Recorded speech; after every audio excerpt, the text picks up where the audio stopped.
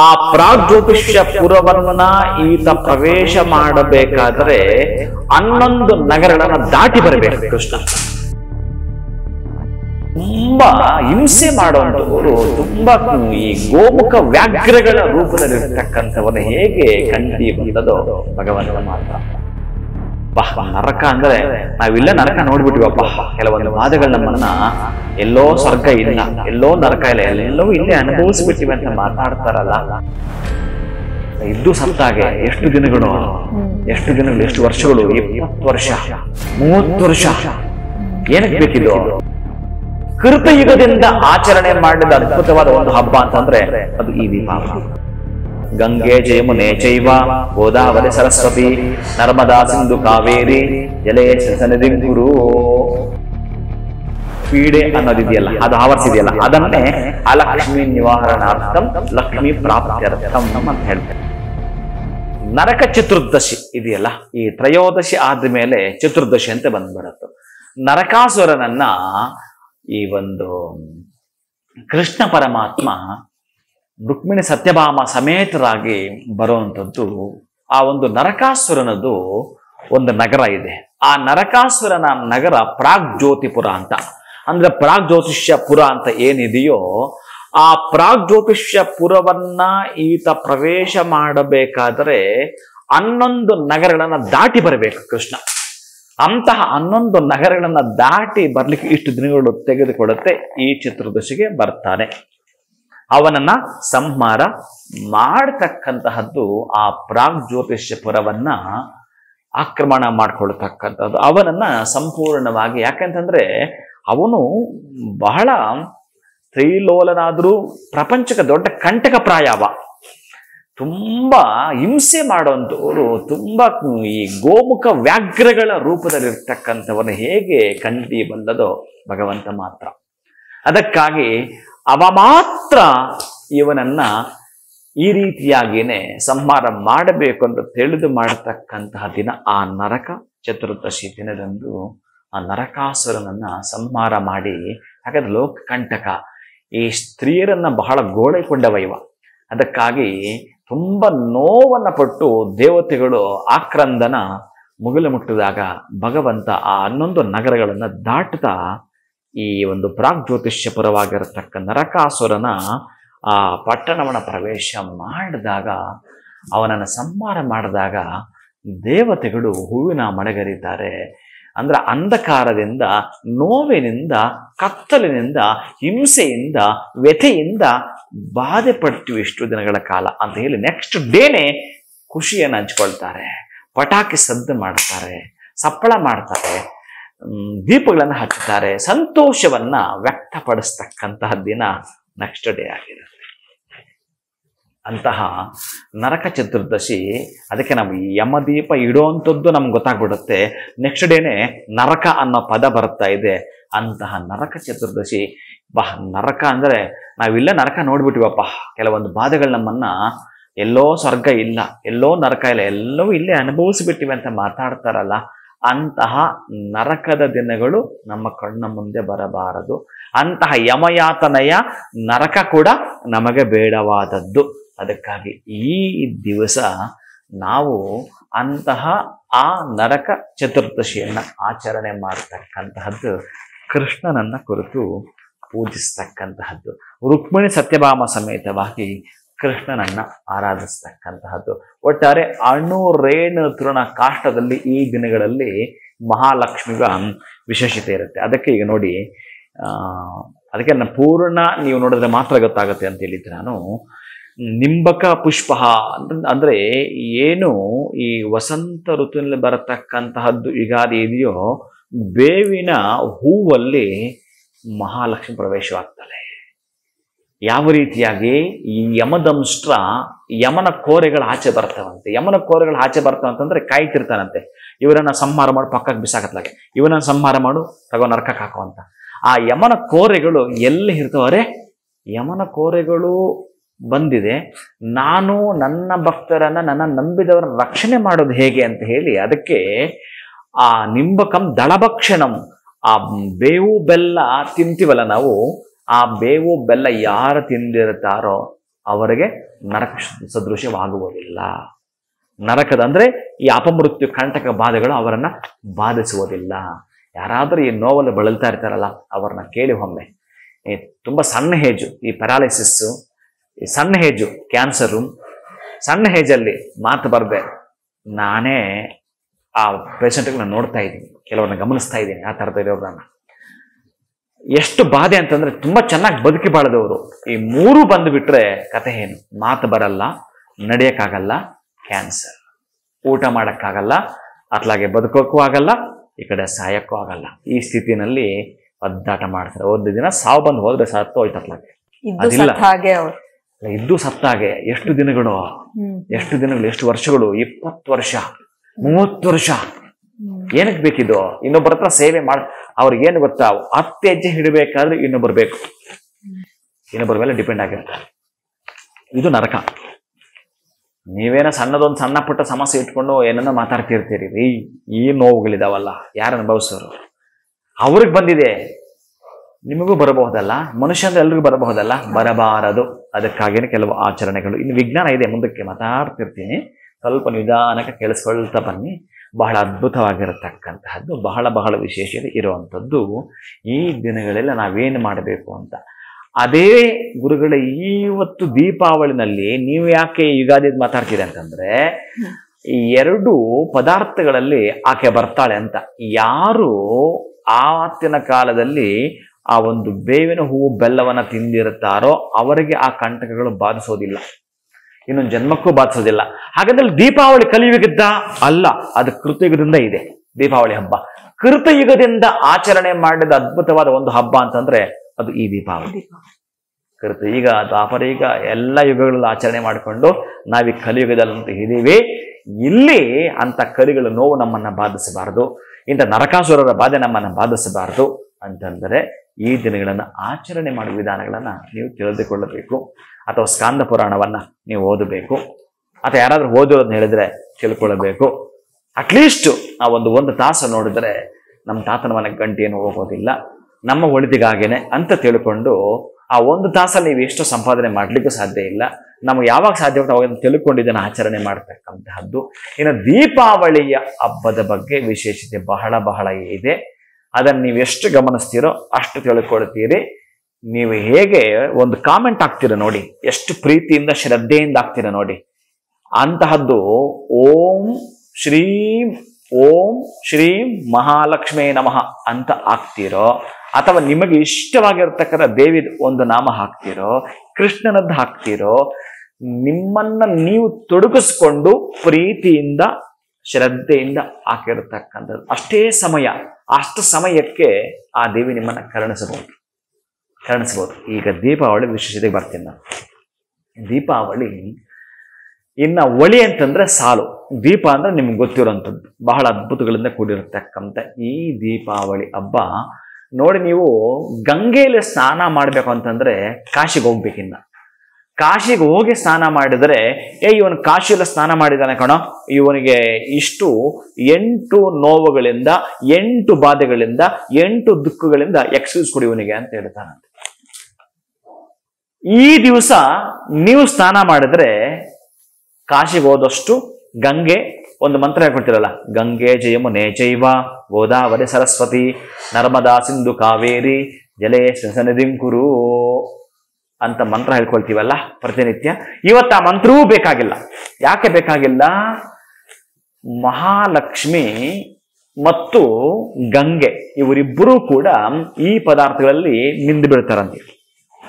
ಅಂದ್ರೆ ಎಣ್ಣೆಯಲ್ಲಿ ಯಾವತ್ತು ಲಕ್ಷ್ಮಿ ಇರಲ್ಲ, ಅದಕ್ಕೆ ತೈಲೆ ಲಕ್ಷ್ಮಿ ಜಲೇರ್ ಗಂಗೆ ಅಂತ ಹೇಳ್ತಾರೆ. ಆ ಒಂದು ತೈಲದಲ್ಲಿ ಈ ದಿವಸ ಮಹಾಲಕ್ಷ್ಮಿ ಅಡಕವಾಗ್ತಾಳೆ. ಅದಕ್ಕೆ ಅಭ್ಯಂಜನ ಸ್ನಾನವನ್ನ ಮಾಡ್ಕೋ ಅಂತ ಹೇಳ್ತಾನೆ. ಯಾಕೆ ಮಾಡ್ಕೊಳ್ಳೋದು? ನಮ್ಮನ್ನ ಆವರಿಸಿದಿಲ್ಲ ಯಾವುದೋ ಒಂದು, ಆ ಪದ ನಾನು ಬಳಸ್ಬೇಕೀಗ, ಪೀಡೆ ಅನ್ನೋದಿದೆಯಲ್ಲ, ಅದು ಆವರಿಸಿದೆಯಲ್ಲ, ಅದನ್ನೇ ಅಲಕ್ಷ್ಮಿ ನಿವಾರಣಾರ್ಥಂ ಲಕ್ಷ್ಮಿ ಪ್ರಾಪ್ತ್ಯರ್ಥಂ ಅಂತ ಹೇಳ್ತಾನೆ. ಅದಕ್ಕಾಗಿ ಅದನ್ನ ಹೋಗ್ಲಾಡಿಸಿ ಅದನ್ನ ಹೋಗ್ಲಾಡಿಸ್ಬೇಕಾದ್ರೆ ಪಾಪ ಹೋಗ್ಬೇಕು. ಈ ಪಾಪ ಎಲ್ಲಿದೆ? ನೀವು ಸ್ನಾನ ಮಾಡ್ತಕ್ಕಂಥ ಗಂಗೆ. ನೀವು ಕೆರೆ, ಕುಂಟೆ, ಬಾವಿ, ಕೊಳ, ನಿಮ್ ಮನೇಲಿ ಬಕೀಟ್ ಅಲ್ಲಿ ಕೂಡ ಇವತ್ತು ಗಂಗೆ ಬಂದಿರ್ತಾಳೆ. ನೀವು ಆವಾಹನೆ ಮಾಡಿಲ್ಲ ಬರ್ತಾಳೆ. ಬೇರೆ ದಿವಸ ಗಂಗೆ ಬೇಕು ಅಂದ್ರೆ ನೀವು ಆವಾಹನೆ ಮಾಡ್ಬೇಕು. ಈ ದಿನ ನೀವು ಮಾಡೋದೇ ಬೇಕಾಗಿಲ್ಲ. ಯಾಕಂದ್ರೆ ಆ ಗಂಗೆ ಆ ಪರಮಶಿವನನ್ನ, ಆ ಪರಮೇಶ್ವರನನ್ನ ದೇಹವನ್ನ ಸ್ಪರ್ಶ ಮಾಡಿದಾಳೆ. ಅದಕ್ಕಾಗಿ ಅವಳು ಅಷ್ಟೊಂದು ಪಾವಿತ್ರ್ಯತೆ ಆಗಿರುತ್ತಾಳೆ. ಈ ಜಗತ್ತಲ್ಲಿ, ಈ ಪ್ರಪಂಚದ ಅತ್ಯಂತ ಮನ್ಮಥನ ಯಾರು ಅಂತಂದ್ರೆ, ಬಹಳಷ್ಟು ಸುಂದರ ಯಾರು ಅಂತಂದ್ರೆ ಪರಮೇಶ್ವರನೇ. ಅವನ ದೇಹವನ್ನ ಅವಳ ನೆನೆಸಿ ಬಂದದ್ದರಿಂದ ಈ ಅತ್ಯಂತ ನಿಮ್ನ ಸ್ಥಾನವಾದ ಈ ಕಲಿಯುಗದ ಮೇಲೆ ಆಕೆ ಇರುತ್ತಾಳೆ. ಈ ದಿವಸ ನಿಮ್ಮನೆ ಬಕೆಟಲ್ಲೂ ಕೂಡ ಇರುತ್ತಾಳೆ. ಇನ್ನು ಇದನ್ನ ಆಚರಣೆ ಮಾಡಬೇಕಾದ್ರೆ ಹೇಗೆ ಮಾಡಬೇಕು, ಎಲ್ಲಿಂದ ಮಾಡಿದ್ದು, ಯಾರು ಮಾಡಿದ್ದು ಅಂತ ಸ್ವಲ್ಪ ನಾವು ಎಣಿಕೆ ನೋಡಿದರೆ ಇಲ್ಲಿ ನಮಗೆ ಸಿಗ್ತಕ್ಕಂತಹದ್ದು. ಆಮೇಲೆ ಈಗ ನಾನು ನಿಂಬಕಂ ಹೇಳಿದೆ ನೋಡಿ, ಮತ್ತೆ ಇಲ್ಲಿ ಉತ್ತರೇಣ ಗಿಡದಲ್ಲಿ ಆವಾಹನೆ ಆಗ್ತಾರೆ. ಈಗ ಅವತ್ತು ತಿಂದಾಗ ಯಮನ ಕೋರಿ ನಿಮ್ಮನ್ನ ಬಾಧಿಸೋದಿಲ್ಲ. ಈ ದಿವಸ ಉತ್ತರೇಣಿ ಗಿಡ, ಅಪಾಮಾರ್ಗ ಮೃತ್ಯು ದೋಷ ನಿವಾರಣಾರ್ಥಂ. ಆ ಅಪಾಮಾರ್ಗದ ಗಿಡವನ್ನ ತೆಗೆದುಕೊಂಡು ಸ್ವಲ್ಪ ನೀರು ಹಾಕ್ಬೇಕು ನೀವು. ಆ ಗಿಡ ತೆಗಿಬೇಕಾದ್ರೆ ಒಂದು ಸ್ವಲ್ಪ ಮಣ್ಣು ಅಂಟ್ಕೊಂಡಿರ್ಬೇಕು ಅದಕ್ಕೆ. ಅದನ್ನು ಹೀಗೆ ಸುತ್ತುವರಿಬೇಕು. ಆ ಗಿಡನ ಈಗ ಸುತ್ತುವರಿಬೇಕು. ನಿಮ್ಮ ಮೇಲೆ ಸ್ವಲ್ಪ ಮಣ್ಣು ಬಿದ್ದರೂ ಪರವಾಗಿಲ್ಲ, ಆಗ ಸುತ್ತುವರೆದು ಬಿಟ್ಟು ಈ ಗಿಡನ ಪಕ್ಕ ಎಲ್ಲರೂ ಕೂಡ ಮನೆಯಲ್ಲಿ ಹಾಗೆ ಮಾಡಿಕೊಂಡ್ರೆ, ಅಂದ್ರೆ ಸ್ನಾನ ಮಾಡುವ ಮುನ್ನ ನಾನು ಹೇಳ್ತಾ ಇರೋದು, ಇದನ್ನ ನೀವು ಸುತ್ತುವರೆದು ಬಿಟ್ಟು, ಹೇಗಿದ್ರು ಕೂಡ ಮೈಗೆಲ್ಲ ಎಣ್ಣೆ ಹಚ್ಕೊಂಡಿದ್ದೀರಿ, ಮತ್ತೆ ಈ ಗಿಡವನ್ನ ನೀವು 3-4 ಪ್ರದಕ್ಷಿಣೆ ಮಾಡೋದು, ಅಲ್ಲಿಡೋದು, ಮಕ್ಕಳಿಗೆಲ್ಲ ಮಾಡಿಸುವಂಥದ್ದು. ಪಕ್ಕಕ್ಕೆ ಎಷ್ಟು ದೋಷಗಳು ತೆಗೆಯುತ್ತಂತಂದ್ರೆ ಅಷ್ಟು ಅದ್ಭುತವಾಗಿ ಹೇಳಿದ್ದಾನೆ. ಆ ಶ್ಲೋಕ ಕೂಡ ನಾನು ಹೇಳ್ತೀನಿ, ಅದನ್ನು ಹೇಳ್ಕೊಳ್ತಾ ಮಾಡ್ಕೊಳ್ತೀವಿ ಅಂತಂದ್ರೆ ಅಂತಹ ದೋಷಗಳನ್ನ ಹೋಗಲಾಡಿಸ್ತಾ ನಮಗೇನು ಬೇಕು ಅದನ್ನ ಪಡ್ಕೊಳ್ಳೋದು ಹೇಗೆ ಅಂತಂದ್ರೆ, ತೈಲೇ ಲಕ್ಷ್ಮೀರ್ ಜಲೇರ್ ಗಂಗೆ ದೀಪಾವಳಿ ವಸೇ ತಿಥೌ ಅಲಕ್ಷ್ಮಿ ಪರಿಹಾರಾರ್ಥಂ ತೈಲಾಭ್ಯಂಗೋ ವಿಧೀಯತೆ. ನೋಡಿ, ಅಲಕ್ಷ್ಮಿ ನಿವಾರಣೆಯಾದರೆ ಲಕ್ಷ್ಮಿ ಬರುವುದು ಅಂತ, ದಾರಿದ್ರ್ಯ ತೊಲಗಿದರೆ ಧನಲಕ್ಷ್ಮಿ ಬರುವುದು ಅಂತ. ಅದಕ್ಕಾಗಿ ಈ ದಿನ ಇರ್ತಕ್ಕಂತಹದ್ದು ಎಷ್ಟು ಅದ್ಭುತವಾಗಿರ್ತಕ್ಕಂಥದ್ದು. ಎಣ್ಣೆಯಲ್ಲಿ ಲಕ್ಷ್ಮಿ, ನೀರಲ್ಲಿ ಗಂಗೆ ಅಡಕವಾಗಿರುತ್ತಾರೆ. ಅಲಕ್ಷ್ಮಿ ನಿವಾರಣೆ ಆಗ್ಬೇಕಂತಂದ್ರೆ ಲಕ್ಷ್ಮಿ ಆವಾಹನೆ ಆಗಿರುವ ಎಣ್ಣೆಯನ್ನ ನೀನು ಮೈಗೆಲ್ಲ ಹಚ್ಚಿಕೊಳ್ಳುವಂಥದ್ದು. ಯಾಕೆ? ಅಲಕ್ಷ್ಮಿ ನಿವಾರಣೆಯಾಗಬೇಕು. ಆ ಜಲ ಗಂಗೆ ಇರ್ತಕ್ಕಂತಹ ಈ ದಿನ ಪವಿತ್ರವಾಗಿರ್ತಕ್ಕಂತಹದ್ದು, ಪಾಪವನ್ನ ಪರಿಹಾರ ಮಾಡುವ ದಿನ. ಹಾಗಾಗಿ ಈ ಒಂದು ದೀಪಾವಳಿ ತಿಥಿಯಂದು ನೀನೇನು ಮಾಡಬೇಕು ಅಂತಂದ್ರೆ ಆ ಲಕ್ಷ್ಮಿ ಪರಿಹಾರಾರ್ಥವಾಗಿ ತೈಲಾಭ್ಯಂಗೋ ವಿಧೀಯತೆ ಅಂತ ಹೇಳಿದೆ. ಅದಕ್ಕಾಗಿ ಎಬ್ಬೆಂಜನ ಸ್ನಾನ ಮಾಡಿ ಪ್ರಾತಃ ಕಾಲಕ್ಕೆ ಮಾಡಿ ನೀವೆಲ್ಲವನ್ನು ಕೂಡ ಮಾಡಿಕೊಳ್ತಾ ಬಂದಾಗ ಮಹಾಲಕ್ಷ್ಮಿ ಕೃಪೆಗೆ ನೀವು ಒಳಗಾಗ್ತೀರಿ. ಇನ್ನು ಮಹಾಲಕ್ಷ್ಮಿ ಕೃಪೆಗೆ ಒಳಗಾಗುವ ಮುನ್ನ ನಾವೇನು ಈ ಎಣ್ಣೆಯನ್ನ ಹಚ್ಕೊಳ್ತೀವೋ ಆವಾಗಲೇ ನಾನು ಹೇಳಿದ್ದೀನಿ. ಈಗ ಮತ್ತೊಂದು ಶ್ಲೋಕ ಹೇಳುತ್ತೇನೆ. ಶೀತಲೋಷ್ಟ ಸಮಾಯುಕ್ತ ಸಕಂಟಕ ದಳಾನ್ವಿತ ಹರ ಪಾಪ ಮಾರ್ಗಂ ಬ್ರಾಹ್ಮ್ಯಮಾಣ ಪುನಃ ಪುನಃ. ಅಂದ್ರೆ ಬ್ರಾಹ್ಮ್ಯಮಾಣ ಅಂತಂದ್ರೆ ಬ್ರಾಹ್ಮಿ ಮುಹೂರ್ತದಲ್ಲೇ ಹರಪಾಪ, ಏನು ಪಾಪಗಳನ್ನ ಮಾಡಿದೆವೋ ಅದೆಲ್ಲವೂ ಕೂಡ ನಿವಾರಣೆ ಮಾಡಿಕೊಳ್ತಕ್ಕಂಥದ್ದು ಪುನಃ ಪುನಃ ಅಂತ ಹೇಳ್ತಾನೆ. ಈ ಶ್ಲೋಕವನ್ನು ಹೇಳ್ಕೊಳ್ತಕ್ಕಂತಹದ್ದನ್ನ ನೀವು ಸ್ನಾನ ಮಾಡುವ ಮುನ್ನ, ಆ ನಂತರ ದೀಪಾವಳಿ ಆಚರಣೆ ಮಾಡತಕ್ಕಂಥ ಹಬ್ಬದ ಬಗ್ಗೆ ನಿಮಗೆ ಗೊತ್ತಿದೆ. ಇನ್ನು ದೀಪಾವಳಿ ನೀವು ಮಹಾಲಕ್ಷ್ಮಿಯನ್ನು ಕೂರಿಸಿ ಪೂಜೆಯನ್ನು ಮಾಡತಕ್ಕಂತಹ ವಿಧಿವಿಧಾನಗಳು ಅಂದ್ರೆ, ಒಂದು ಸಲ ವೈಕುಂಠಕ್ಕೆ ಬ್ರಹ್ಮದೇವ ಹೋಗ್ತಾನೆ.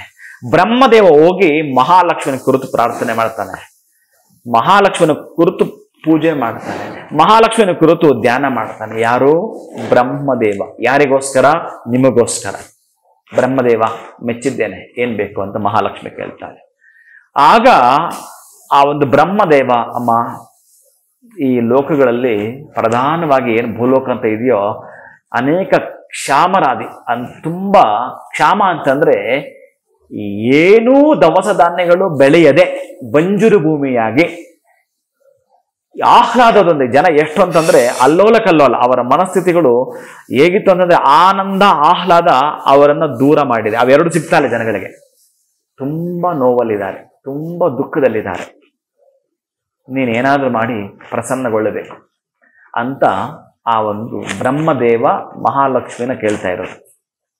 ಹೌದಾ, ಸರಿ, ನಾನು ಈ ದಿವಸ ಭೂಲೋಕಕ್ಕೆ ಹೋಗ್ತೀನಿ. ಮಹಾಲಕ್ಷ್ಮಿನೇ ಹೇಳ್ತಾಳೆ. ಯಾರಿಗೆ? ಬ್ರಹ್ಮದೇವ. ನಾನೇ ಹೋಗ್ತೀನಿ ಅಂತ ಹೇಳಿ ಆಕೆ ಮೊದಲು ಬಾರಿ ವೈನತೆಯನ ಮೇಲೆ ವೈಭವದಿಂದ ವೈಕುಂಠವನ್ನ ತೊರೆದು ಈ ಭೂಲೋಕಕ್ಕೆ ಪರ್ಯಟನೆ ಮಾಡಿರತಕ್ಕಂತಹ ದಿನ ಏನಾದ್ರೂ ಇತ್ತು ಅಂತಂದ್ರೆ ಅದು ಈ ದೀಪಾವಳಿ ದಿನ. ಆ ಮಹಾಲಕ್ಷ್ಮಿ ಖುಷಿಯಿಂದ ಸಂತೋಷವಾಗಿ ಬರ್ತಾಳೆ. ಆದ್ರೆ ಎಲ್ಲಾ ಮನೆಗಳಲ್ಲೂ ಬೆಳಿಗ್ಗೆ ಎದ್ರೆ ಯಾವನೋ ಒಬ್ಬ ಅಲ್ಲಿಸ್ತಿರ್ತಾನೆ, ಇನ್ನೊಬ್ಬ ಸ್ನಾನನೇ ಮಾಡಿರಲ್ಲ, ಇನ್ನೊಂದು ಮನೆಯಲ್ಲಿ ರಂಗೋಲಿ ಇಲ್ಲ, ಮತ್ತೊಂದು ಮನೆ ಹತ್ರ ಗೋಮಯ ಇಲ್ಲ. ಬೇಸರ ಮಾಡ್ಕೊಂಡ್ಬಿಡ್ತಾಳೆ, ಛೇ ನಾನು ಹೋಗಲ್ಲ. ಅವಳು ಬಂದಿರೋದು ಪ್ರಾತಃ ಕಾಲ, ನೀವು ಮಾಡ್ತಾರೆ ಹಬ್ಬ ಸಾಯಂಕಾಲ. ಪ್ರಾತಃ ಕಾಲಕ್ಕೆ ನೀವು ಎದ್ದಿಲ್ಲ, ಸ್ನಾನಾದಿಗಳು ಮಾಡಿಲ್ಲ, ಅಭ್ಯಂಜನ ಇಲ್ಲ. ಆಗ ಬೇಸರ ಮಾಡ್ಕೊಂಡು ಹೋಗ್ತಾಳೆ. ಹೋಗಬೇಕಾದ್ರೆ ಅಲ್ಲೊಂದು ಆಶ್ರಮ ಕಾಣಿಸುತ್ತೆ. ನಾನು ಯಾಕೋ ಬರಬಾರ್ದಾಗಿತ್ತು ಈ ಪ್ಲೇಸ್ಗೆ ಅಂತ ಬೇಸರ ಮಾಡ್ಕೊಂಡು ಮಹಾಲಕ್ಷ್ಮಿ ಇನ್ನೇನು ಹೊರಡಬೇಕು, ಆಕೆಗೆ ಒಂದು ಆಶ್ರಮ ಕಾಣಿಸುತ್ತೆ. ಅದೇ ಕಶ್ಯಪ ಪ್ರಜಾಪತಿಯ ಆಶ್ರಮ. ಅಲ್ಲಿ ಗೋವುಗಳಿರ್ತವೆ. ಗೋವುಗಳಿದಾವೆ ಅಂತ ಅಲ್ಲಿ ಹೋಗ್ತಾರೆ. ಆ ಗೋವುಗಳು ನೀನ್ ಯಾರಮ್ಮ ಅಂತ ಕೇಳ್ತವೆ. ನಾನು ಮಹಾಲಕ್ಷ್ಮಿ, ಎಲ್ರಿಗೂ ಬೇಕಾಗಿರೋಳು ನಾನು. ಹೌದಾ, ಇನ್ನಿಲ್ಲಿಗೆ ಬರಬೇಡ ಗೋವುಗಳಂತವೆ. ಅರೆ, ನನ್ನ ಎಲ್ಲರೂ ಆಹ್ವಾನ ಮಾಡ್ತಾರೆ, ನನ್ನ ಎಲ್ಲರೂ ಸ್ವಾಗತಿಸ್ತಾರೆ, ನನ್ನ ಎಲ್ಲರೂ ಇಷ್ಟಪಡ್ತಾರೆ, ನೀವು ಮಾತ್ರ ನಾನು ಬರಬೇಡ ಅಂತ ಇದ್ದೀರಲ್ಲ, ಏನಿದು? ಮಹಾಲಕ್ಷ್ಮಿಯನ್ನು ಬರಬೇಡ ಅಂದದ್ದು ಇವರುಗಳೇ. ಗೋವುಗಳು ಯಾರಾದ್ರೂ ಅಂತಾರ? ಯಾರು ಅನ್ನಲ್ಲ, ಎಲ್ರಿಗೂ ಬೇಕು. ಬರಬೇಡ ಮಹಾಲಕ್ಷ್ಮಿ. ಆಗ ಯಾಕೆ ಬರಬೇಡ್ದು?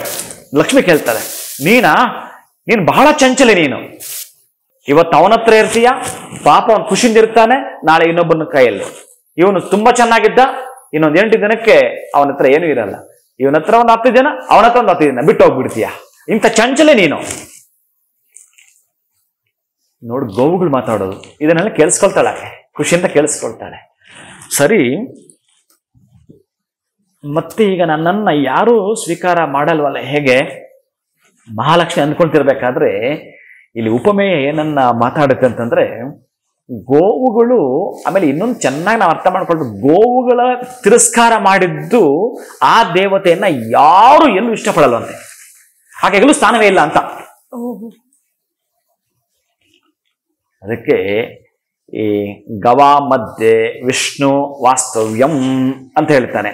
ಈ ಗವಾ ಮಧ್ಯೆ ವಿಷ್ಣು ವಾಸ್ತವ್ಯಂ, ವಿಷ್ಣು ಈಗಾಗಲೇ ಗೋವುಗಳಲ್ಲಿ ಇದ್ದಾನೆ, ಅದಕ್ಕಾಗಿ ಆ ಮಹಾವಿಷ್ಣು ಎಲ್ಲಿರ್ತಾನೆ ಅಲ್ಲಿ ನಾನು ಇರ್ತೀನಿ ಅಂತ ಮಹಾಲಕ್ಷ್ಮಿ ಕೇಳ್ಕೊಂಡು ಪಡ್ಕೊಳ್ಳೋ ಸಾಲ ಅದು. ಮಹಾಲಕ್ಷ್ಮಿ ನಾನು ನಿಮ್ಮಲ್ಲಿ ಇರ್ತೀನಿ ಅಂತ ಕೇಳ್ಕೊಳ್ತಾಳೆ. ನೀವು ಮಹಾಲಕ್ಷ್ಮಿ ಕೇಳ್ಕೊಳ್ತೀರಿ ಬಾಮ್ಮ ಅಂತ, ಆದ್ರೆ ಮಹಾಲಕ್ಷ್ಮಿ ಕೇಳ್ಕೊಳ್ತಾಳೆ ಗೋವುಗಳ ಬಗ್ಗೆ. ಸರಿ ತಾಯಿ, ಆಗಿದ್ರೆ ಮಹಾವಿಷ್ಣು ನಮ್ಮ ಒಳಗಡೆ ಇದನ್ನ ನೀನು ಅರ್ಥ ಮಾಡ್ಕೊಂಡಿದ್ರೆ ನೀನು ದಯವಿಟ್ಟು ನಮ್ಮನ್ನು ಅನುಗ್ರಹಿಸು ಅಂತೇಳಿ ಇಲ್ಲಿ ಒಂದು ಅವರಿಬ್ಬರ ಮಧ್ಯೆ ನಡೆಯೋ ವಾದ ಇದೆಯಲ್ಲ. ಅಂದ್ರೆ ನೀನು ಚಂಚಲತೆ, ಯಾಕೆ ಚಂಚಲತೆ ಅಂತಂದ್ರೆ, ಇವನು ಬೆಳಗ್ಗೆ ಸ್ನಾನ ಮಾಡಲಿಲ್ಲ, ಬೆಳಗ್ಗೆ ಮನೆಯಲ್ಲಿ ಅಪಭ್ರಂಶ ಮಾಡಿಟ್ಟಿದ್ದಾನೆ, ಈ ಮುಹೂರ್ತಗಳಲ್ಲಿ ಶುಚಿತ್ವ ಎಲ್ಲಿ ಇಲ್ವಲ್ಲ, ನಾನು ಯಾಕೆ ಹೋಗಬೇಕು ಅಂತ ಮಹಾಲಕ್ಷ್ಮಿ ವಾದ, ಗೋವುಗಳ ವಾದ ಇದರ ಮಧ್ಯೆ ನಡೆದ ಮೇಲೆ ಆಗ ಆ ಮಹಾಲಕ್ಷ್ಮಿ ಗೋಮಯ, ಗೋಮೂತ್ರ, ಗೋಕ್ಷೀರ, ಗೋದಧಿ, ಗೋ ಅಜ್ಜ, ಈ 5 ಪದಾರ್ಥಗಳಲ್ಲಿ ಮಹಾಲಕ್ಷ್ಮಿ ವಾಸವನ್ನ ಮಾಡ್ತಿರುತ್ತಾಳೆ. ಅದಕ್ಕೆ ಹಾಲು, ಮೊಸರು, ತುಪ್ಪ, ಗೋಮಯ, ಗೋಮೂತ್ರ ಇವುಗಳನ್ನ ಸಾಧ್ಯವಾದಷ್ಟು ನಾವು ಯಾರಿಗಾದ್ರೂ ಕೊಡುವಂಥದ್ದು. ಯಾವ ಮನೆ ಮುಂದೆಗಡೆ ಸಗಣಿ ಆಕೆ ಸಾರಿಸ ರಂಗವಲ್ಲಿವಿಲ್ಲವೋ ಈ ಹಬ್ಬದ ದಿನದಂದು ನಮ್ದು ಮಾರ್ಬಲ್ ಮತ್ತೊಂದು ಏನ್ ಮಾಡ್ಕೊಂಡಿದೆ, ಒಟ್ಟಾರೆ ಗೋಮೂತ್ರ ಮನೆಯಲ್ಲಿ ಪ್ರೋಕ್ಷಣೆ ಆಗಿರಬೇಕು, ಗೋಮಯ ಕಾಣಬೇಕು.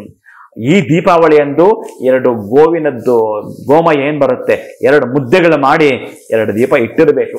ಆವಾಗ ಮಹಾಲಕ್ಷ್ಮಿ ಖುಷಿಯಾಗಿ ಸಂತೋಷಕ್ಕೆ ಬರ್ತಾಳೆ. ಗೋವುಗಳ ನಡೆದು ಹೋಗ್ತಿದ್ರೆ ಆ ಗೋವುಗಳ ಹಿಂದೆ ಬರ್ತಕ್ಕಂಥ ಗೋ ಧೂಳು ಇದೆಯಲ್ಲ, ಆ ಧೂಳು ಕಣ ಇದೆಯಲ್ಲ, ಅಲ್ಲಿ ಈಕೆ ಇರ್ತಾಳಂತರಿ ಮಹಾಲಕ್ಷ್ಮಿ.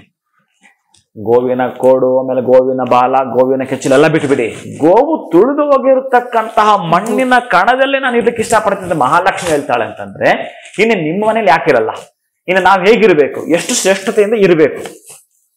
ಈ ಒಂದು ಹಬ್ಬ ಅತ್ಯಂತ ಅದ್ಭುತವಾಗಿ ಮಹಾಲಕ್ಷ್ಮಿ ವೈಕುಂಠವನ್ನ ತೊರೆದು ವೈನತೆಯ ಅಂತ ಗರುಡ, ಆ ವೈನತೆಯನ ಮೇಲೆ ಕುಳಿತು, ಅಂದ್ರೆ ಬೇರೆ ಎಲ್ಲಾ ದಿನಗಳಲ್ಲೂ ಹಾಕಿರ್ತಕ್ಕಂತಹದ್ದು ವಾಹನ ನಿಮ್ಗೆ ಗೊತ್ತಿದೆ. ಆ ದಿನ ಮಾತ್ರ ಆ ಮಹಾಲಕ್ಷ್ಮಿ ವೈನತೆಯನ ಮೇಲೆ ಕುರಿತು ಈ ಭೂಲೋಕ ಪರ್ಯಟನೆ ಮಾಡ್ಲಿಕ್ಕೆ ಬರುತ್ತಾಳೆ. ಪ್ರಾತಃ ಕಾಲ ನೋಡಿದ್ಲು, ಯಾರು ಸರಿಯಾಗಿಲ್ಲ, ಅದಕ್ಕೆ ಈಗ ನೀವು ಸರಿ ಇರ್ತೀರಾ ಅಂತಂದ್ರೆ ಪ್ರಾತಃ ಕಾಲಕ್ಕೆ ನಿಮ್ಮ ಮನೆಗೆ ಬರ್ತಾಳೆ ಮಹಾಲಕ್ಷ್ಮಿ.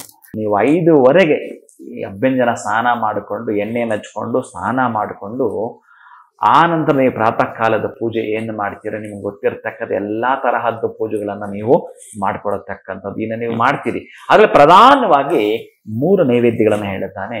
ಅಂದ್ರೆ 3 ಅನ್ನಗಳು ಅಂತ: ಹರಿದ್ರಾನ್ನ, ದದ್ಯಾನ್ನ, ಪಾಯಸಾನ್ನ. ಪಾಯಸ ಅಂತಂದ್ರೆ ನೀವು ಏನೇನೋ ಹಾಕಿ ಮಾಡ್ತೀರಲ್ಲ, ಅದಲ್ಲ, ಎಂತದು ಶೇಮಿಯಾ ಅಂತೆ ಏನೇನೋ ಅಂತದೆಲ್ಲ ಅಲ್ವೇ ಅಲ್ಲ. ಅನ್ನದಿಂದಲೇ, ಅಂದ್ರೆ ಪಾಯಸ ಮಾಡತಕ್ಕಂಥದ್ದು ಅನ್ನದಿಂದಲೇ ಮಾಡಿದ್ರೆ ಈ 3 ಪದಾರ್ಥಗಳು ಆ ದಿನ ಪ್ರಾತಃ ಕಾಲಕ್ಕೆ ನೈವೇದ್ಯಗಳು ಮಾಡುವಂಥದ್ದು. ಆಮೇಲೆ ಪದ್ಮಪ್ರಿಯೆ, ಪದ್ಮ ಅಸ್ತೆ, ಪದ್ಮಾಲಯೇ, ಪದ್ಮದಲಾಯತಾಕ್ಷಿ.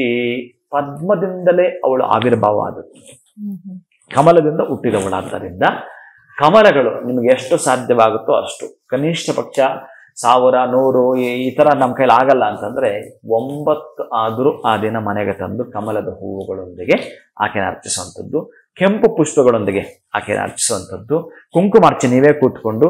ಯಾಕಂದ್ರೆ ಈ ಪ್ರಕೃತಿ ತತ್ವ ಅವಳು, ಅದಕ್ಕೆ ಮಹಾಲಕ್ಷ್ಮಿ ಬರುತ್ತಲ್ಲ ಅಷ್ಟೋತ್ತರದಲ್ಲಿ ಓಂ ಪ್ರಕೃತಿ ನಮಃ ಅಂತ ಪ್ರಾರಂಭ ಆಗುತ್ತಲ್ಲ. ಈ ಪ್ರಕೃತಿ ಸ್ವರೂಪಿನಾಗಿರತಕ್ಕಂಥ ಮಹಾಲಕ್ಷ್ಮಿಯನ್ನ ನೀವು ಕುಂಕುಮಾರ್ಚನೆ ಮಾಡಿ ಮನೇಲಿಂದ ಅಷ್ಟೋತ್ತರ ಹೇಳ್ತಿರೋ, ಸಹಸ್ರನಾಮ ಹೇಳ್ತಿರೋ, ಏನು ನಿಮಗೆ ಖುಷಿಯಿಂದ ಬರುತ್ತೋ, ನಾನು ಕೊಟ್ಟಿರ್ತಕ್ಕಂಥ ಈ ಹಿಂದೆ ಓಂ ಐಂ ಹ್ರೀಂ ಶ್ರೀಂ ಕ್ಲೀಂ ಶ್ರೀ ಮಾತ್ರ ನಮಃ ಅಂತ ಹೇಳ್ತಿರೋ, ಹೇಳಿ ಕುಂಕುಮಾರ್ಚನೆ 108 ಸಲ ಮಾಡಿ ಆ ಕುಂಕುಮವನ್ನ ನೀವು ಹಣೆಗೆರೆಸ್ತಕ್ಕಂಥದ್ದು. ನಂತರ ಏನು ನಿಮಗೆ ಗೊತ್ತಿರತಕ್ಕಂಥದ್ದು ಹೇಗೆ ಮಾಡ್ತೀರೋ ಅವತ್ತು ಗೋಪೂಜೆ ಕೂಡ ಮಾಡಲೇಬೇಕಾಗಿರತಕ್ಕಂಥದ್ದು. ಗೋಪೂಜೆ ಮಾಡೇ ತೀರಬೇಕು ಆ ದಿನ. ಏನು ಆಗ್ಲಿಲ್ಲ ಅಂತಂದ್ರೆ ಕನಿಷ್ಠ ಪಕ್ಷ ಗೋವಿಗೆ ಗ್ರಾಸವನ್ನ, ಕನಿಷ್ಠ ಪಕ್ಷ ಒಂದು ಬಾಳೆಹಣ್ಣನ್ನಾದ್ರೂ ಕೂಡ ಗೋವಿಗೆ ತಿನ್ನಿಸುವಂತ ಪ್ರಯತ್ನವನ್ನ ನೀವು ಇದನ್ನ ಮಾಡಿಕೊಡಲೇಬೇಕಾಗಿರೋ ಶ್ರೇಷ್ಠವಾಗಿರತಕ್ಕಂಥ ಹಬ್ಬ ಅಂತಂದರೆ ಈ ಒಂದು ದೀಪಾವಳಿ ಹಬ್ಬ. ಸೊ ಮನೇನು ಸ್ವಚ್ಛವಾಗಿ ಇಟ್ಕೊಳ್ಬೇಕು, ನಮ್ಮ ದೇಹವನ್ನು ಸ್ವಚ್ಛವಾಗಿ ಇಟ್ಕೊಂಡ್ರೇನೆ ಮಹಾಲಕ್ಷ್ಮಿ ನಮ್ಮ ಮನೆ ಒಳಗಡೆ ಪ್ರವೇಶ ಮಾಡುವಂತ ಅಲ್ಲ. ಅದು ಈ ಹಿಂದೆನೆ ತಿಳಿಸ್ಬಿಟ್ಟಿದ್ದಾನೆ, ಎಲ್ಲಿ ಶುಚಿತ್ವ ಇದೆಯೋ ಅದಕ್ಕೆ ಬಂದು ವಾಪಸ್ ಹೋಗ್ತಾಳೆ. ಅಲ್ಲಿ ನೋಡಿ, ನಾವು ಸಂಜೆ ಮತ್ತೆ ಎಚ್ಚೆತ್ಕೊಳ್ತೀವಿ ಅನ್ಲಿಕ್ಕೆ ಅಲ್ಲಿ ಗೋಶಾಲೆಯಲ್ಲಿ ಒಂದಷ್ಟು ಕಾಲಹರಣವನ್ನು ಮಾಡ್ತಾಳೆ ಮಹಾಲಕ್ಷ್ಮಿ. ಮತ್ತೆ ವೈಕುಂಠ ಬರ್ತಾಳೆ ಇಲ್ವೋ ಹೀಗೆ ಆ ಒಂದು ಗೋವುಗಳ ವಾಸಸ್ಥಾನದಲ್ಲಿ ಆಶ್ರಯವನ್ನ ಪಡೆದು ಅಂದು ಸಂಜೆ ನೀವು ದೀಪಗಳು ಹಚ್ಚಿದ್ರಲ್ಲ, ಆ ಖುಷಿಯನ್ನ ನೋಡಿ ಮತ್ತು ಆಕೆ ಪ್ರವೇಶವನ್ನ ಮನೆಗೆ ಬರತಕ್ಕಂತಹದ್ದು. ನೀವೇನೀಗ ಪಟಾಕಿ ಹಚ್ತೀರಿ ಅಲ್ಲೂ ಇರ್ತಾಳೆ. ನೀವು ಶಬ್ದ ಮಾಡ್ತೀರಲ್ಲ, ಆಮೇಲೆ ತುಂಬಾ ಇರಿಟೇಟ್ ಮಾಡುವಂಥದ್ದು, ಇನ್ನೊಬ್ಬರಿಗೆ ತುಂಬಾ ಬೇಸರ ಮಾಡ್ತಾರಲ್ಲ, ಈಗ ಸಪ್ಪಳ ಈಗ ಮಾಡೋದಕ್ಕೂ ತುಂಬಾ ಜೋರಾಗಿ ಮಾಡೋದಕ್ಕೂ ಎಷ್ಟು ವ್ಯತ್ಯಾಸ ಇದೆ. ಹಾಗೆ ನೀವು ಏನೇನೇನು ಮಾಡ್ತೀರೋ ಆ ಯಮದಂಶ ಹೊರಗಡೆ ಬರಬಾರ್ದು ಅನ್ಲಿಕ್ಕೆ ಇಡುವಂಥ ದೀಪಗಳಿಂದ ಹಿಡಿದು ದೀಪಗಳು ಕೂಡ ಅಷ್ಟೇನೆ. ಎಷ್ಟು ಸಂಖ್ಯೆ ಹೇಳ್ತಾನೆ ಅಂತಂದ್ರೆ ಕನಿಷ್ಠ ಪಕ್ಷ ನಮ್ಮಲ್ಲಿ ಷೋಡಶ ಅಂತಂದ್ರೆ ಆ ಹಬ್ಬದ ದಿನದಂದು 16 ದೀಪ. ಅಷ್ಟು ಆಗಲ್ಲ ಗುರುಗಳು ನಮಗೆ ಅಂತಂದ್ರೆ 8 ದೀಪ, 8, 16, 27, 54, 108 ನೀವು ದೇವಸ್ಥಾನದಲ್ಲಿ ಕೂಡ ಇಡಬಹುದು, ನೀವೇ ತೆಗೆದುಕೊಂಡು ಕೊಡಬಹುದು. ಅವತ್ತು ಮಾತ್ರ ಮನೆಯಲ್ಲಿ ಸಾಧ್ಯವಾದರೆ ಈ ತುಪ್ಪದ ದೀಪವನ್ನೇ ಹಚ್ಚುವಂಥದ್ದು. ಮನೆ ಹೊರಗಡೆ ಎಳ್ಳೆಣ್ಣೆ ಬೇಕು, ದಯವಿಟ್ಟು ಹೇಳ್ತೀನಿ, ಎಳ್ಳೆಣ್ಣೆಯೇ ಅವತ್ತು ಬಹಳ ಶ್ರೇಷ್ಠ. ಎಲ್ಲಾ ದಿನಗಳಲ್ಲೂ ಅದೇ ಶ್ರೇಷ್ಠ. ಎಳ್ಳೆಣ್ಣೆ ಬಹಳ ಮುಖ್ಯವಾಗಿರತಕ್ಕಂಥದ್ದು, ಯಮನಿಗೆ ಪ್ರೀತಿ. ಅದರಲ್ಲೂ ಈ ಸಲ ಬಂದಿರತಕ್ಕಂಥದ್ದು ಏನು ಇದೆಯೋ ಈ ಹಬ್ಬಗಳು, ಆ ಸಂಖ್ಯೆಗಳಿಗೆ, ಆ ದಿನಗಳಿಗೆ, ಈ ತ್ರಯೋದಶಿ ಅಂತ ಏನು ಬಂದಿದೆಯೋ ಅದು ಯಮನಿಗೆ ಅಧಿಷ್ಠಾನ ದೇವತೆ, ಶನೇಶ್ವರನಿಗೆ ಯಮ ಅಧಿದೇವತೆ ಆಗಿರುತ್ತಾನೆ. ಅಂತಹ ದಿನಾನೇ ಬಂದಿದೆ. ಯಮದೀಪ ಇಟ್ಟರೆ ನೀವು ಬಹಳ ವಿಶೇಷ, ಯಾವ ಕಾರಣಗಳು ನಿಮ್ಮನ್ನ ಬಾಧಿಸಲ್ಲ ರೀ. ಯಾವುದು ನಿಮಗೆ ಏನೇನೋ ರೋಗಗಳಿದಾವಲ್ಲ ಈ ಭೂಮಿ ಮೇಲೆ, ಯಾವ ನಿಮ್ಮನ್ನ ಬಾಧಿಸಲ್ಲ ಈ ವರ್ಷ. ಅಷ್ಟು ಅದ್ಭುತವಾಗಿರತಕ್ಕಂತಹದ್ದು, ಅಷ್ಟೇ ಶ್ರೇಷ್ಠತಮವಾಗಿರ್ತಕ್ಕಂಥ ಐಶ್ವರ್ಯವನ್ನ ಪಡೆಕೊಳ್ಳೋ ದಿನಗಳು ಕೂಡ ಅಷ್ಟು ಅದ್ಭುತವಾಗಿದೆ. ಇನ್ನು ನೀವು ಸೋಮವಾರ ಏನು ಮಾಡ್ತೀವೋ, ನಾವು ಈ ಕೇದಾರೇಶ್ವರ ವ್ರತ ಅಂತ ಮಾಡ್ತೀವಲ್ಲ, ಅದು ಕೇದಾರೇಶ್ವರ ಅಂತ ಈಶ್ವರನ ಸಂಬಂಧಪಟ್ಟ ವ್ರತ ಅದು. ಇನ್ನು ಅವತ್ತು ಸಂಜೆ ಅಮಾವಾಸ್ಯೆ ದೀಪಾವಳಿ ಹಬ್ಬ ಮಾಡ್ತಕ್ಕ ಎಲ್ರಿಗೂ ಸಡಗರ ಸಂಭ್ರಮ. ನೀವು ಹೇಗೆ ನೂತನ ವಸ್ತ್ರಗಳು ಧರಿಸ್ತೀರೋ ಹಾಗೆ ನಿಮ್ಮ ಮನೇಲಿ ಒಂದು ಸಣ್ಣ ವಿಗ್ರಹ ಇದ್ರೂ ಕೂಡ, ಒಂದು ವಸ್ತ್ರವನ್ನ, ಒಂದು ಕಲಶ ಇಟ್ಟರು ಕೂಡ ಒಂದು ನೂತನ ವಸ್ತ್ರವನ್ನ ಆ ದೇವಿಗೆ ಉಡಿಸುವಂಥದ್ದು, ಯಾರಿಗಾದ್ರೂ ದಾನ ಮಾಡತಕ್ಕಂತಹದ್ದು, ಅಂತಹ ದೀಪಾವಳಿ ಆಚರಣೆ ಮಾಡತಕ್ಕಂಥದ್ದು. ಮತ್ತು ಮಂಗಳವಾರ ಮಧ್ಯಾಹ್ನ 3:44 ಅಲ್ಲಿ ತನಕ ಕೂಡ ಅಮಾವಾಸ್ಯೆ ಇದೆ. ಹಬ್ಬವನ್ನ ಸೋಮವಾರ ಸಂಜೆನೂ ಮಾಡ್ತಾರೆ, ಮಂಗಳವಾರನೂ ಬಹಳ ಜನ ಮಾಡ್ತಾರೆ. ನಿಮಗೆ ಯಾವಾಗ ಇಷ್ಟವಾಗುತ್ತೋ ಆವಾಗ ಈ ಪೂಜೆಯನ್ನು ಖುಷಿಯಿಂದ ಸಂತೋಷವಾಗಿ ಮಾಡ್ಕೊಳ್ತಕ್ಕಂಥ ಕೆಲವು ಪದಾರ್ಥಗಳು ಮಾತ್ರ ನಾನು ತಿಳಿಸಿರ್ತೀನಲ್ಲ ಆ ಪದ್ಧತಿ ಪ್ರಕಾರವಾಗಿ ಮಾಡ್ಕೊಳ್ತಕ್ಕಂತಹದ್ದು. ಈ ಉತ್ತರೇಣಿ ಗಿಡ ಇದೆಯಲ್ಲ, ಆ ಉತ್ತರೇಣಿ ಗಿಡ ಮತ್ತೆ ನಿಂಬೆ ಹೂ ಈ ಎರಡರಲ್ಲಿ ಆಯಾಯ ಋತುಮಾನಗಳಲ್ಲಿ ಇರ್ತಾಳೆ ಆಕೆ ಅನ್ನಕ್ಕೆ ಒಂದು ಸೂಚನೆ ಕೊಟ್ಟಿರ್ತಾಳೆ. ಅದಕ್ಕಾಗಿ ಆ ಗಿಡವನ್ನ ನೀವು ತಿರುಗಿಸಿ ಪಕ್ಕಕ್ಕೆ ಇಡತಕ್ಕಂತಹದ್ದು. ಅಂದ್ರೆ ಸ್ನಾನಕ್ಕೆ ಮೊದಲು ಇದನ್ನು ಮಾಡುವಂಥದ್ದು ಉತ್ತರೇಣಿ ಗಿಡವನ್ನ. ಆಮೇಲೆ ಎಲ್ಲವೂ ಕೂಡ ನಮಗೆ ಜ್ಞಾನದ ಸಂಕೇತ. ಅಂತಹ ಜ್ಞಾನದ ಸಂಕೇತವಾಗಿರ್ತಕ್ಕಂತಹ ದಿನಗಳಲ್ಲಿ ಈ ಬೆಳಕು ದೀಪ ಏನ್ ತೋರಿಸುತ್ತೆ ಅಂತಂದ್ರೆ ಕತ್ತಲನ್ನ ದೂರ ಮಾಡಿ ಬೆಳಕನ್ನ ಕೊಡ್ತಾ ಇದೆ ಅಂತಂದ್ರೆ ಕಷ್ಟಗಳನ್ನ ದೂರ ಮಾಡಿ ಸುಖವನ್ನ ನಿನಗೆ ಕೊಡ್ಲಿಕ್ಕೆ ಹತ್ತಿರ ಇದೆ ಅಂತ. ಅದಕ್ಕಾಗಿ ಈ ದೀಪಾವಳಿಯನ್ನ ನಾವು ಆಚರಣೆ ಮಾಡ್ತೀವಿ. ಇನ್ನು ನಮ್ಗೆ ಈ ಒಂದು ಒಟ್ಟಾರೆ ದೀಪಾವಳಿ ಹಬ್ಬದ ಆಚರಣೆ ಹೇಗಿರ್ಬೇಕು ಅಂತ ತಿಳಿಸ್ತಾ ಬಂದಿದ್ರೆ, ವಿಶೇಷವಾಗಿ ಅಮಾವಾಸ್ಯೆ ಯಾವಾಗ ಬರುತ್ತೆ, ಈ ಲಕ್ಷ್ಮೀ ಪೂಜೆ ಅನ್ನುವಂಥದ್ದು ಬೆಳಗ್ಗೆ ಮಾಡ್ಬೇಕಾ ನಾವು ಸಂಜೆ ಮಾಡ್ಬೇಕಾ? ಮಾರವಾಡಿಗಳ ಪ್ರಕಾರ ಅವರೆಲ್ಲರೂ ಕೂಡ ರಾತ್ರಿ ಹೊತ್ತು ಸಂಜೆ ಹೊತ್ತೆ ಪ್ರಾರಂಭ ಮಾಡ್ತಾರೆ. ಇನ್ನು ನಾವು ಯಾವಾಗ ಆಚರಣೆ ಮಾಡಿದ್ರೆ ಸೂಕ್ತ, ಇದ್ರ ಬಗ್ಗೆ ತಿಳಿಸ್ಕೊಡಿ ಗುರುಗಳೇ. ಅದೇ ಮಹಾಲಕ್ಷ್ಮಿ ವೈಕುಂಠದಿಂದ ಇಳಿದು ಪ್ರಾತಃ ಕಾಲಕ್ಕೆ ಬಂದದ್ದು ಪ್ರತೀತಿ ಇದೆ.